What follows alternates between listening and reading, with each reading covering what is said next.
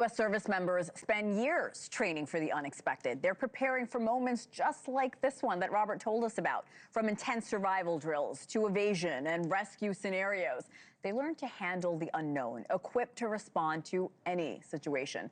And NewsNation's Marcus Espinoza is here to tell us more about how this training works. Good morning, Marcus. Yeah, what does this training mean for all these military men and women on the ground? Hey, Hena, good morning. So much goes into this preparation for moments like this. It's really scary, but it's something they sign up for, something they're ready for here. So we've been looking into how pilots and crews in the U.S. Armed Forces are trained and prepared for situations just like this to increase their odds of surviving a crash. Pilots and crew in the Air Force, they undergo intensive survival training in environments that are remote, like forest, open ocean, desert, and more, in addition to hand-to-hand combat training. So crew members, like the ones in the downed F-15, they were prepared for emergencies just like this, as are the search and rescue crews that are sent in for them. So on Friday night, NewsNation's Katie Pavlich sat down with Major Thomas Hanford. He also rescued pilot Scott O'Grady, who survived 6 days after being shot. He rescued him over Bosnia in 1995.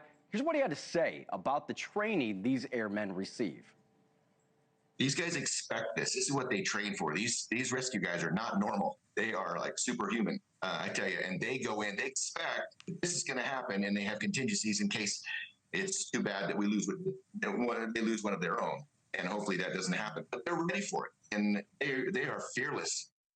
Fearless. That is such a great word for it there. The crew member of the F-15 and the people looking for them are just as prepared for situations like this as well. So all involved really put in hours and months and years. The training never stops. It's something they are constantly doing. We're talking about training. I also want to ask you about the equipment that they use. Well, equipment is critical, right? Training can do a lot, but what you have on you at that moment, that could help you survive another day, another hour to get rescued there. So in addition to that training, they also have survival kits. They're given kits to help them make it out of a number of potential situations and environments that they may find themselves in.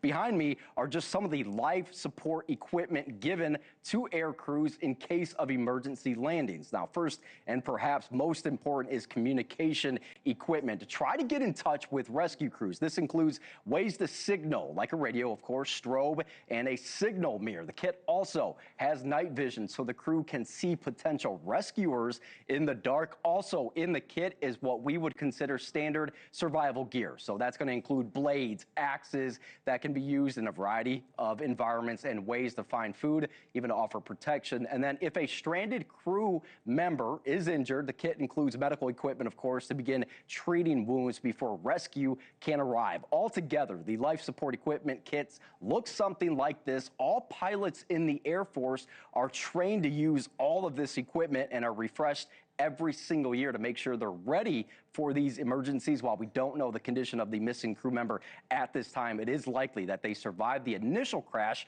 They may have already put in some of that training to test. And then also, Hena, there is no simulation for when they have to do that emergency eject. It is violent. It is something that you only experience when you absolutely have to. So he is or she is in a direct situation of danger right now. Right. Yes, certainly thinking of them and trying to, we're keeping this story. We're going to keep following it. Marcus Espinoza, thank you so much. Thank you for watching. Subscribe below and download our NewsNation app right now on your phone, and you will get fact-based, unbiased news for all Americans.